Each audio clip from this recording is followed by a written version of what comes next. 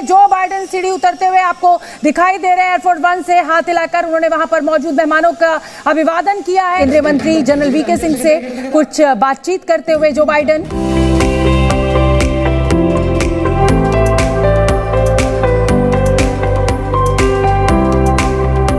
अभी आप दिल्ली पहुंचिएगा, G20 के जिस हिसाब से चकाचौक दिल्ली जो लग रही है वो लॉस एंजलिस जैसी लग रही है।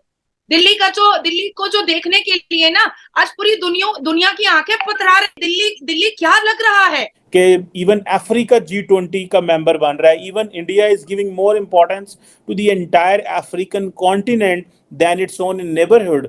हम कहाँ पे हैं कि हम टीटीपी से लड़ते रहेंगे। तो भारत का जो G20 समिट है वो बहुत ज्यादा वायरल हो रहा है। भारत ने बहुत खूबसूरत बनाया इस मीटिंग को। पहले भी मीटिंग्स होती रही है, लेकिन जिस तरह से भारत ने इस दफा इस मीटिंग को होस्ट किया है, जिस तरह की मेहमान नवाजी भारत ने की है, आज से पहले किसी कंट्री ने नहीं की। आज जब G20 की तैयारी हो रही है तो उस G20 में भी भगवत गीता हर एक ब्यूरोक्रेट और हर एक देश के प्रेसिडेंट और प्राइम मिनिस्टर को भगवत गीता दिया जाएगा। आगे पूरी दुनिया के लिए एक जान बन गया है। सब मैं मोदी साहब को गुरु का स्टेटस, उनको गुरु उनका ये लकब उनको इसके हक में हो देना चाहिए।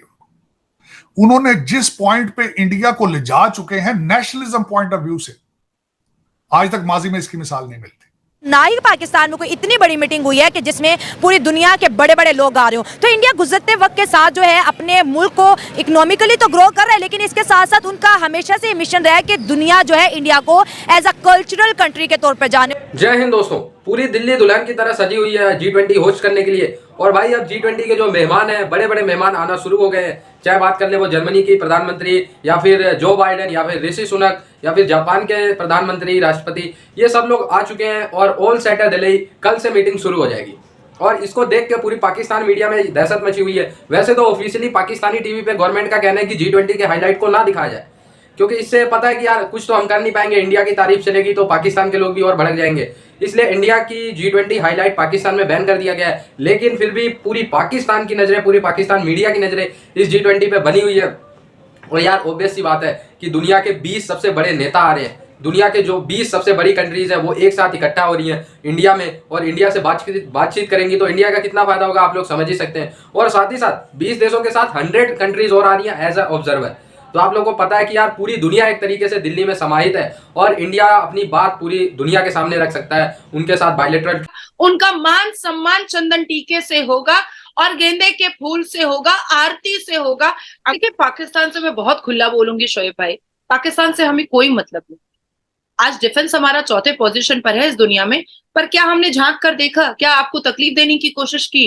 अरे आपके सरजमीन पर खुद ही नोचने खसोटने वाले लोग जन्मे हुए हैं ना। के अंदर G20 की तैयारियां पूरे जोरों शोरों से चल रही हैं और बहुत सारे मुल्कों के प्राइम मिनिस्टर का दिल्ली वेलकम करने के लिए तैयार बैठा है। दिल्ली के अंदर बहुत सारी तैयारियां की गई हैं। बात करने का पर्पस ये कि सर G20 होस्ट कर रहा हमारा पड़ोसी मुल्क इंडिया जी। सर वहाँ पर बड़ी बड़ी कंट्रीज के जितने ग्रैंड कंट्रीज के 20 जो प्राइम मिनिस्टर है वो विजिट करेंगे।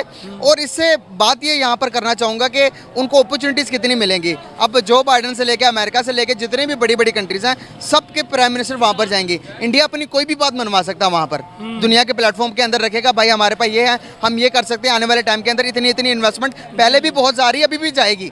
तो बात करने का पर्पस है कि जिसका हम हिस्सा ही नहीं है। बात करें G20 समिट जो कि इंडिया में हो रहा है, 19 कंट्रीज वहाँ पर मौजूद हैं और भारत ने इस मीटिंग को फेस्टिवल कल्चर बना दिया। हर तरफ जो है उनके भगवानों की पिक्चर्स हैं, फूल है, लाइटिंग है, लेजर लाइट्स है, हर तरफ पूरा दिल्ली जो है चमक रहा है और इतनी ज़्यादा अट्रैक्शन है कि यूट्यूब पे इसके अलावा और कोई टॉपिक ही नहीं दिख रहा। बिल्कुल ऐसी ही है। असल में उन्होंने बेसिकली अपने कल्चर को प्रमोट करने के लिए ये सब कुछ किया। उन्होंने बेसिकली उनकी इंटेंशन ये थी कि कल्चर को प्रमोट किया जाए। और क्या कहना चाहेंगे हमारा बाइकआउट क्यों? हमारे पास अभी तक एक भी बाहर से, जो बाइडेन पहले आते थे लेकिन जब से वो प्रेसिडेंट ऑफ अमेरिका बने एक दफ़ा भी पाकिस्तान नहीं विजिट किया।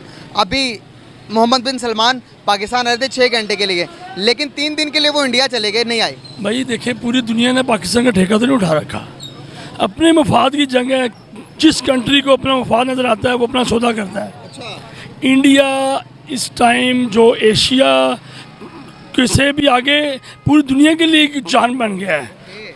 चांद पे जाने के बाद, उसका लैंडिंग के बाद आप देखिए उसकी वो हर चीज़ उसका एक जो ग्रो है वो ज़्यादा हो गई है, हमसे ज़्यादा उसकी हमें तो पहले ही थी। करेंसी भी आगे, उसका एक्सपोजर भी आगे, आईटी में भी आगे, पूरी दुनिया में मतलब वो। लेकिन इसके बाद ये जो अब सऊदी अरब हुआ और ये अमेरिका हुआ, इसराइल हुआ, रशिया हुआ, ये उसकी तरफ जाएंगे। लेकिन सोच का मकाम ये है कि हमारे सियासतदान, हमारी आर्मी, हमारा जो स्ट्रक्चर ऑफ सियासत है वो क्या करेंगे। वो दिल्ली के अंदर होने वाली G20 समिट है जिसमें 19 कंट्रीज़ के हेड ऑफ स्टेट, वजीर आज़म, सदर जो है इंडिया के अंदर इकट्ठे हो रहे हैं। 2 दिन की मीटिंग है, लेकिन जो इंडिया इस वक्त दिख रहा है बहुत प्यारा सजाया गया है और उन्होंने इस जो है एक मीटिंग को जो है ना उन्होंने एक फेस्टिवल का रूप दे दिया है। तो सबसे पहले इसके बारे में क्या कहेंगे? बिस्मिल्लाह। सबसे पहले मैडम इस बारे में ये कहूँगा कि इंडिया हमारा आज़री दुश्मन है और हम इसको दुश्मनी समझते हैं। पहली बार हमें इसकी फेस्टिवल पे या कोई भी त्यौहार हो रहा है हमें खुशी नहीं मनानी चाहिए, क्योंकि इस वक्त जो हमारे मुल्क के पाकिस्तान के हालात हैं, बहुत ही नाजुक हालात से हमारा पाकिस्तान गुजर रहा है। तो हमें अपना होश नहीं है हम इंडिया की तरफ कैसे जाएँ।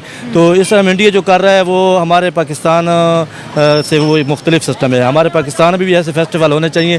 फेस्टिवल जब होंगे हमें फेस्टिवल का होश भी नहीं, क्योंकि हमारे हुक्मरान, हमारी हुकूमत, हमारे लीडर, हमारे नुमा एक पेज पे नहीं है। क्योंकि जब एक पेज पे आएंगे तो कोई प्रोग्राम बनाएंगे, कोई विज़िट करेंगे, कोई मंसूबे बनाएंगे। ये इंडिया की बहुत बड़ी अपॉर्चुनिटी है, क्योंकि सारी जो दुनिया की जो प्राइम मिनिस्टर है वो आ रहे हैं, इसमें हिस्सा ले रही है। और मैं चाहता हूँ कि पाकिस्तान भी हिस्सा ले इसमें, क्योंकि जो कुछ हमारी जो कुछ बीच में कुछ चीज़ें हैं इस पे हम दोनों लड़ रहे हैं। लेकिन एक इकोनॉमिकली हवाले से बात किया जाए तो हमें इन चीज़ों पे साथ मिलना चाहिए और पार्टिसिपेशन करनी चाहिए इन किस्म की चीज़ों में, ताकि ये दोनों मुल्कों के लिए फ़ायदा भी है। और ये जो हमारे बीच जो कुछ बातें हैं जिस पे हम लड़ रहे हैं उनको साइड पे रखे और हमारी दोनों मुल्कों की इकनॉमिक हालत को ठीक किया जा सकता है। ऐसे चीज़ों पे उनकी इकोनॉमी तो ठीक है, उनकी इकोनॉमी आप देख रहे हैं कि डेवलपमेंट की तरफ वो चले गए हैं, दुनिया की 5वीं बड़ी मैशत बन गई है। अभी जर्मनी को वो बीट करेंगे, जर्मनी को बीट करके 4थी बड़ी मैशत बनेंगे वो। तो उनको लगता है कि आपको उनकी मैशत मज़ीद ठीक होने की बेहतर हमारी निस्बत अगर कंपैरिजन करें तो एक्चुअली कि वो कंजर्वेटिव लोग नहीं है, और एक ऐसे लोग हैं कि वो सबको वेलकम कर रहे हैं। और ऐसे किसी की भी इकोनॉमिक कंजर्वेटिव लोग हैं नहीं, कंजर्वेटिव लोग नहीं है हम। लेकिन मैं कंपैरेटिवली बात कर रहा हूँ, दुनिया में वो एक स्टेप आगे जा रहे हैं, हर चीज़ को मतलब वेलकम कर रहे हैं और पार्टिसिपेशन कर रहे हैं हर चीज़ में।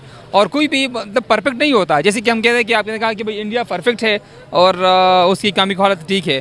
वो मैंने परफेक्ट नहीं कहा, एज कम्पेयर टू अगर मैं बात करूँ दुबई के, सऊदी अरेबिया के जो सलमान, और भी बहुत सारी चीज़ें कर सकता है इंडिया। वही पाकिस्तान छोटे मोटे अफ्रीकी देश भी इनको नहीं बुला रहे, थूक तक नहीं रहे। पूरी दुनिया में, पूरे भारत में, पूरी दुनिया से भारत में इस्लामिक कंट्रीज के लोग तक आए हुए हैं, उनमें से एक सिंगल बंदा भी पाकिस्तान में विजिट नहीं कर रहा। कितनी बड़ी बात है। दूसरी तरफ पाकिस्तानी कह रहे कि यार हमें तो कोई फर्क ही नहीं पड़ता, तो हम कुछ कर नहीं पाए, इंडिया हमसे कहीं आगे नहीं जा सकता। वो भाई जल रहे हो, ठीक है, इंडिया से कोई बराबरी करने की तुम्हारी औकात नहीं है। तो वही बात है कि फिर यही सारी बातें करोगे कि इंडिया से हमें फर्क नहीं पड़ता है, ये होता है, वो होता है। लेकिन एक्चुअली में जो पढ़े लिखे लोग हैं यार, उन्हें तो पता है कि इंडिया के G20 होस्ट करने से कितना फर्क पड़ता है।